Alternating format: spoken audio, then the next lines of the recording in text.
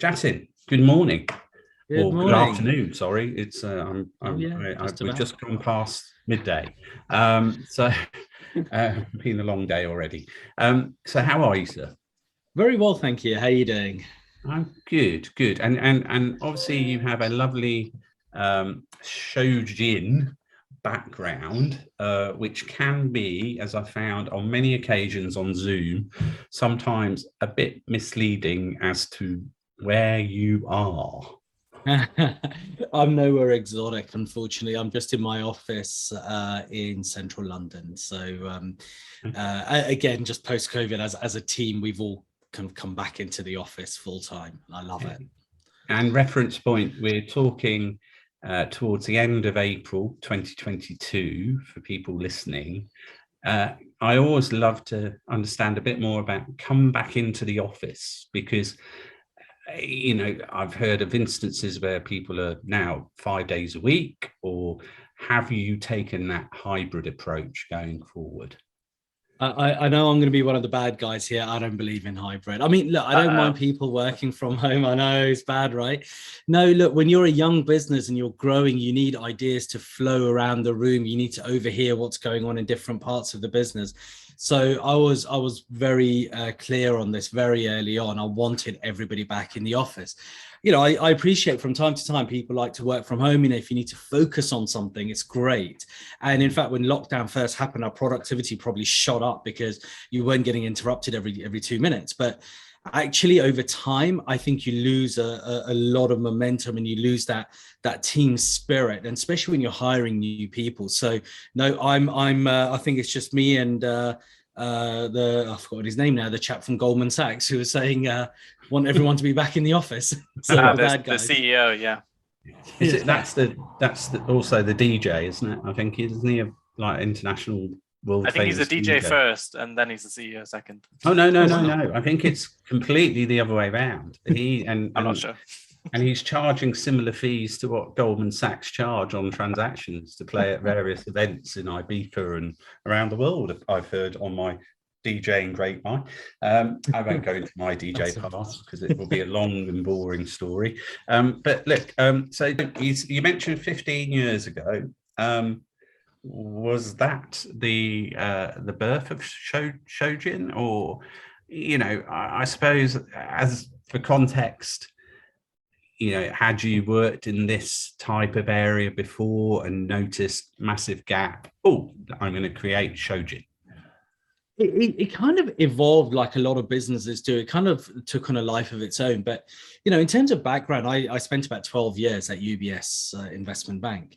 And during that time, again, it's very much like an Indian approach to managing money, which is you don't spend your salary on flashy cars and flashy clothes. You invest the money and you invest it in real estate. So I was brought up with that idea. So from day one, pretty much, when I started working at UBS, I was looking at how to invest money, how to buy rental property in London. So over the years, I built up quite a nice portfolio, as did my co-founder. And it wasn't long really before we were generating a very, very good passive income stream on the side. And this is while I was working in investment banking full time. So obviously, a lot of people were taking notice of this and wondering how on earth I was able to do that. And you kind of explain it's not really that hard. You just got to sacrifice, instead of watching TV for 2 hours at night, you got to sit down and do something a bit more productive. But a lot of people supposedly didn't have the time nor inclination to actually do it for themselves. And we kept getting asked if they could simply give us their money and they could invest it alongside us. And that's really what sparked the birth of Shojin. And that's when we really kind of started taking investor money, investing it alongside what we were doing in rental property, high yielding rental property, and then later into residential development property as well. I think they really liked what we did and how we did it, because my co-founder had a construction background and I had obviously a finance background. We could almost bring the two disciplines together, and I could distill everything down for investors to understand. And then it was all relationship driven. So they just started telling other people and we kept getting introduced to more and more people. So we kind of organically started growing.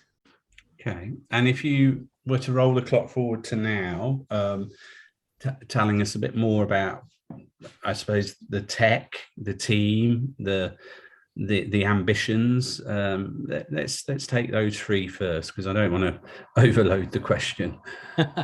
Yeah, fine. So I mean, almost there's an in-between thing that happened, which was really interesting. So after we started investing people's money alongside ours in rental property and then kind of small development projects, and then we started doing our own larger projects, we almost accidentally discovered a massive gap in the market that's pretty much developed what the business is today.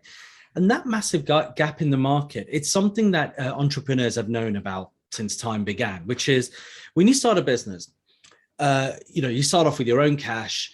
If you lack the cash you need, you reach out to friends and family. But as you start growing and you get bigger, it's harder and harder to reach out to friends and family. You've outgrown them. But you're too small for the bigger institutions. So it's almost easier to raise 20 million than it is to raise 2 million. So, the classic funding gap in the middle. And developers are no different. When they start off, they might do a very small project, convert a house into 4 flats or something. But as they start doing larger projects, the equity that they need, becomes too big for their own network.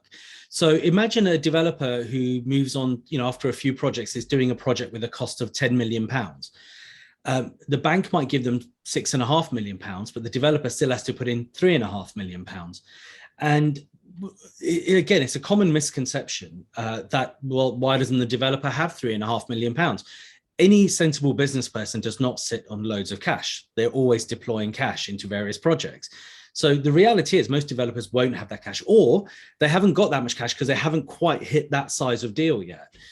So what was happening, what we found in the market was the middle market projects were way more profitable than smaller projects and larger projects. And by middle market, I mean projects with a cost of, say, 10 to about 50, 60 million pounds. Remember, the bank will always give you about 65%. It's the balance that the developer needs to put in. So because they struggle to get funding, there's less developers in that space. Because there's less developers, the land values are much more reasonable, and the profit margins are much bigger. But they can't get access to capital. So then doing what we were doing, and remember, this is just with a closed network at the moment, we started talking to other developers and we said, look, it's a great project that you're doing. Bring it to us. We'll run through it. If it actually fits all of our criteria, we'll plug the funding gap. So if it's a £10 million project and the bank gives you £6.5 million, and Mr. or Miss developer, only has, £500,000 or £1 million, we'll plug the gap. And what we found was developers were very, very happy to share the huge upside that they were getting in the project. So it became a win-win. We could generate high returning investments for our investors without actually doing any construction ourselves, because that's a colossal pain. We could do the funding, oversee the project from start to end, make sure everything's on track. We can step in if something goes wrong, but ultimately, we're just investing the money comes back, investors get a great return. And then to make sure that everyone was aligned, we would effectively take our profit share at the end as well. So it's just as important for the project to finish for us to make our money as it is for investors to make money, which I thought was a better model for the fund management industry, because it's almost, if the project doesn't go well, we make nothing. So we're fully incentivized. So you're not taking the evil management fees up front and that kind of, okay, that's good. No, well, I mean, look, when I was in UBS and I had my pension plans and everything there, it used to drive me bananas. I'd look at the statement and the returns were always abysmal. And even when the market's going up, the returns were rubbish. And you kind of look through it and you realize there's layers and layers of fees and people managing this and that. And by the time it all comes back to you, there's nothing left. But I know that the fund manager's driving probably a nice Ferrari somewhere. So, it really irked me. So I, when we created our own model, we always said, look, we've got to be 100% aligned with investors. We don't eat until the investor eats. So that's what really got us into this funding space, if you like, this whole middle market. So coming back to your question then, what then happened was very simply, we thought, hang about. We're talking to a bunch of investors through our own networks. Actually, a lot more people could be interested in this. And so we went off, and it took 2 years. We went off and got an FCA license in the UK. We went and built the technology, and then we finally launched it as an online investment platform. And that served two purposes. One, it meant we could have a global reach, which means investors from anywhere in the world could invest, not just people we knew. And secondly, because we were using technology, the administrative burden suddenly kind of disappeared.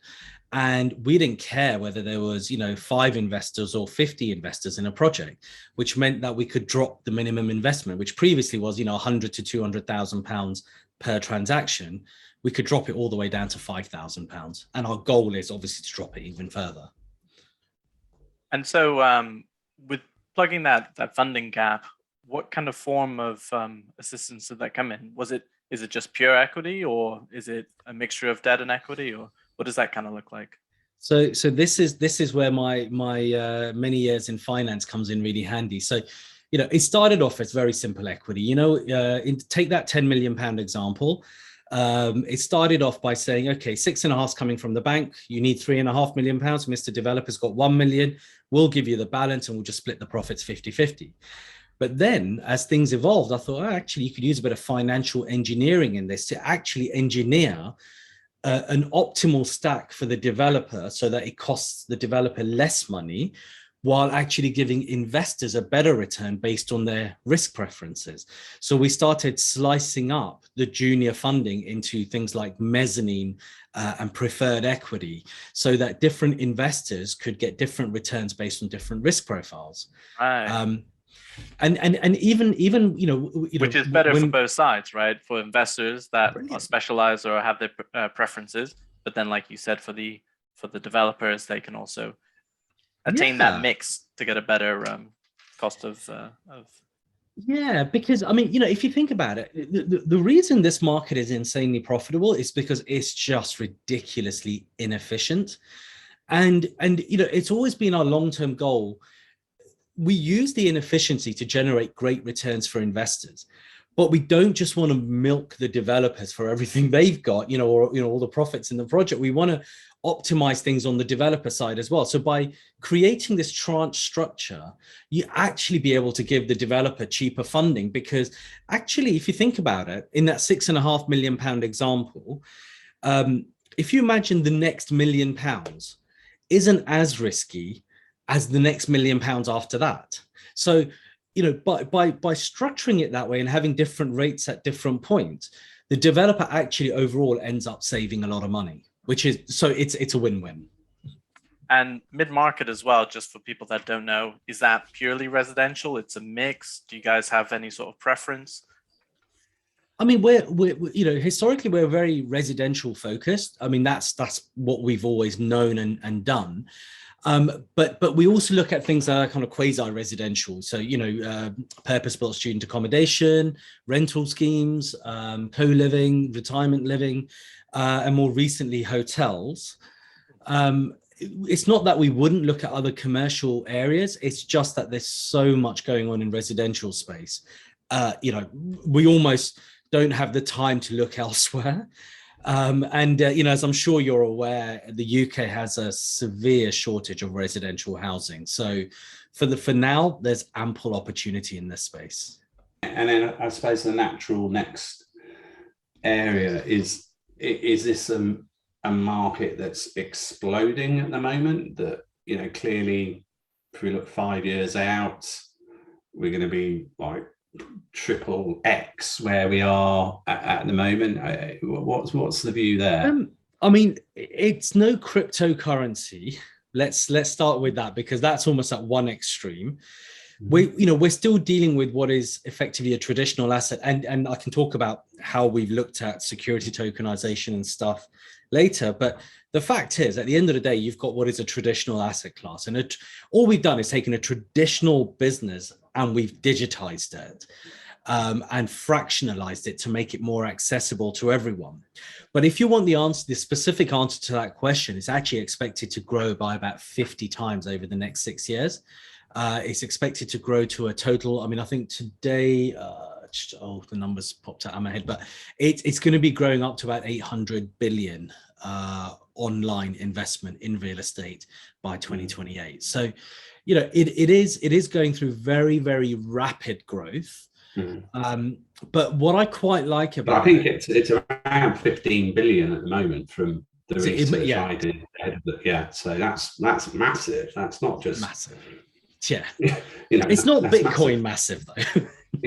Yeah, no, I understand. You know, or NFT massive. But look at the makeup of revenues in the business. See more growth international or UK equal, or you know, it's always interesting for listeners to find out how to internationalize businesses.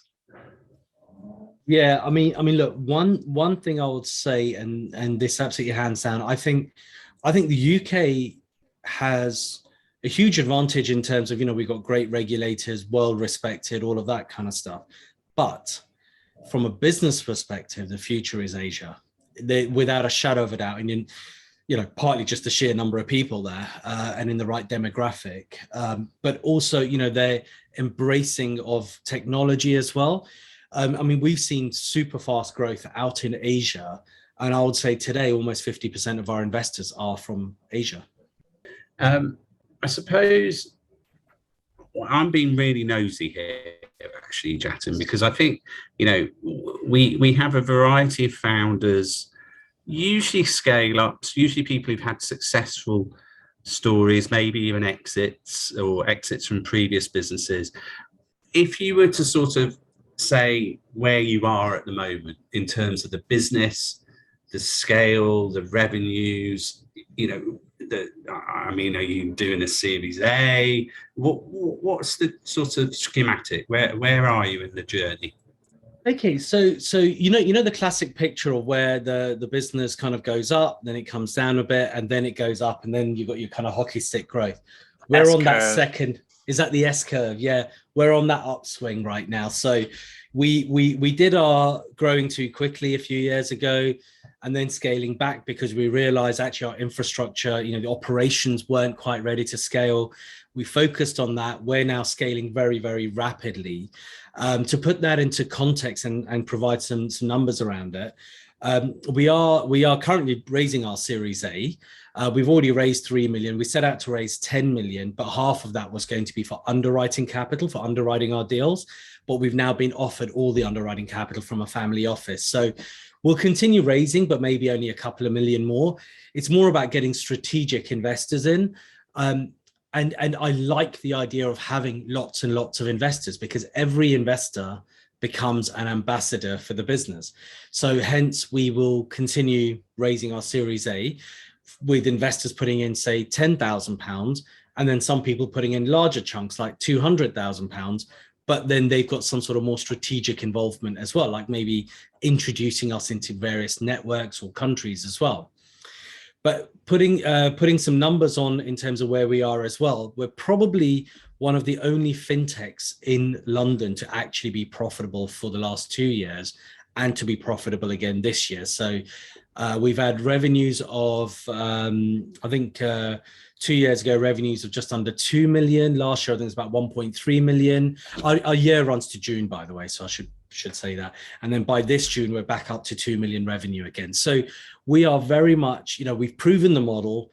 We're now scaling up in terms of number of investors. We're scaling up in terms of how many projects we take on.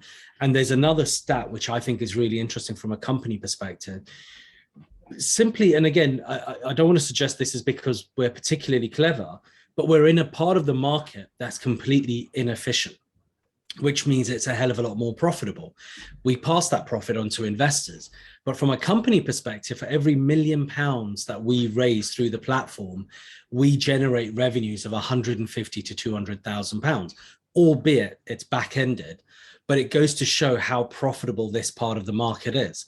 And that's why we are profitable, and that's why we've got such strong revenues. That's impressive numbers. And then, you know, we often talk about ESG, which I suppose in the case of Shojin is leveling up, that type of approach. Do you have a strong core ESG dynamic in the business? And if so, what's it look like? Yeah, I mean, look, from multiple perspectives, yes. And let me answer that question, but just by going back a little bit. My view on business generally is, 20, 30, 40 years ago, you had all these kind of mega entrepreneurs who made a hell of a lot of money by trampling over a hell of a lot of other people. Now, Bill Gates, as much as he's giving away a hell of a lot of money right now, he has obliterated entrepreneurs on his journey. I don't see why that should be the way it's done. My view is that actually you need to work collaboratively with everyone. There's plenty of money to go around. We can all be successful and we can work together, which is part of the reason why I love working in partnerships and joint ventures and collaboration. So that's part of it. It's working with other entrepreneurs who themselves will effectively work doubly hard because they actually own their piece of the business, if you like. So even within the company, everybody owns a piece of the business. I don't need to be the richest man in the cemetery or in wherever. There's only so much money a man needs, right? I'm not extravagant, so let's just share it as we go. So that's the first thing. Let's share the wealth from a corporate level as we go. Let's work with other people who are also growing their businesses, and we can help each other along the way. But secondly, the core premise behind what we're doing, there are easier ways to make I'm money. just going to send you my job CV. Chuck it over. Come on, with the more the merrier. No, but at the heart of what we do, I've already said I'm not extravagant. I don't need that much money to survive. So actually, there's much easier ways for me to make a living. Same for all the guys here in the team. So why do this? This is so much hard work, what we're doing at Shojin. Why bother? It's because there's something bigger we're trying to achieve, and that is that spread of wealth. I see absolutely no reason why wealth should be concentrated in the hands of a few. I'm no communist at all. I'm a social capitalist. I believe people should be rewarded for working hard, but everyone should have access to the same opportunities. In the past, the problem was, if you had tens of millions, you had access to investing in development projects, for example.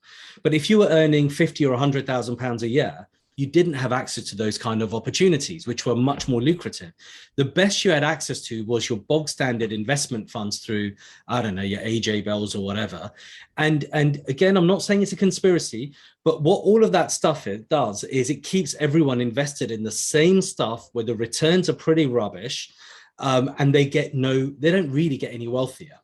So if I put aside any kind of conspiracy theory, on the one hand, people are trying to almost be suppressed in terms of their wealth growth, while other people are given access to grow it massively.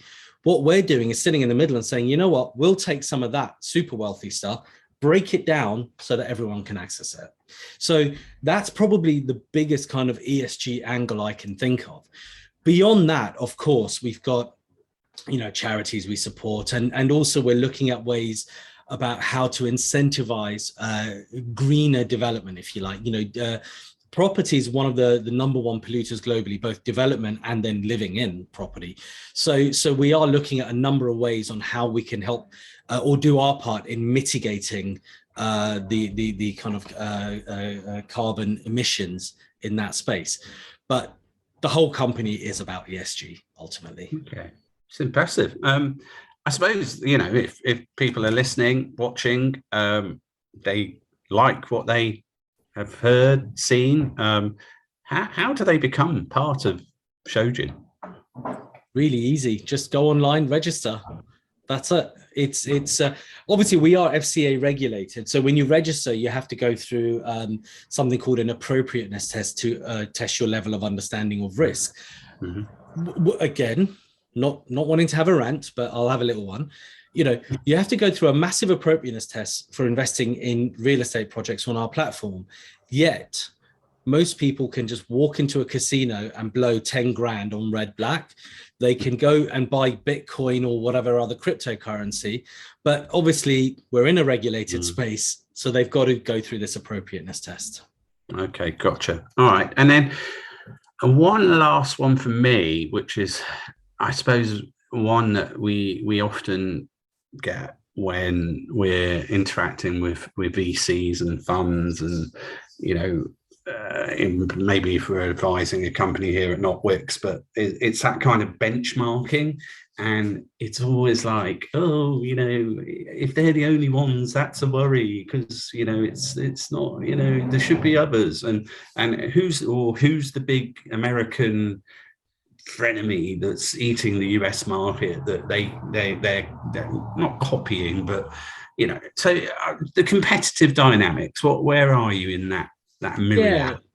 So first of all, and I'm glad you brought up the US, right? So the US just get what we do, right? They just get it.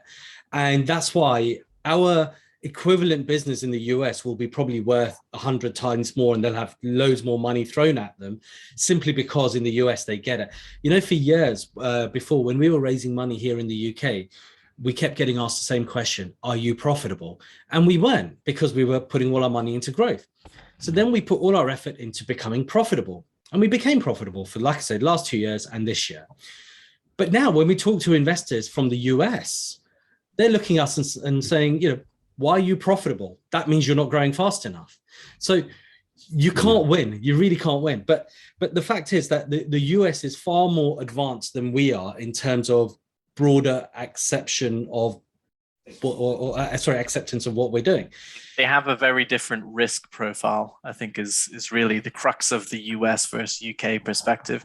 UK investors want to make sure you have a stable business before they invest. In the US, they're like, how fast and hard are they going to go, right? How unstable are you? Yeah, the more unstable, the better, right? But it's a very different mindset. But I mean, look, that's okay. We're growing our business here. We are very loosely kind of looking at, and we have spoken to some of our counterparts over there in the past as well. And when they do move into the European market, the chances are they'll acquire anyway. So we'll probably end up merging or being acquired by one of them in due course. But meanwhile, over here in the UK, when people think online real estate investment, they think of three things. One, buying fractional investments in assets.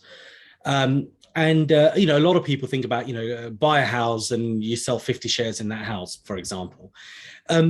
It's not really scalable, doesn't really work. People have tried and found it costs them more to run the platform than they would ever make using that model. So we don't do it. We do it more by exception. If we get a really cracking deal on a big asset, not a small asset, then we might buy it. So we bought a 124 room student accommodation block a few years ago. Fantastic returns. And the reason we got a great deal on it was because we'd funded the developer during construction, and then the developer wanted to do another project, which we also backed. But as part of the deal, we managed to get him to sell us the original building, or at least 50% stake in the original building at a good price. So, it's finding the right opportunities and backing them. The second area people focus on is first charge senior lending. Again, coming back to exactly what you just said, Anthony, that whole safe thing, people here like safe, like low risk. They like to hear words like first charge. The problem with the senior lending market in the UK is it's so well developed.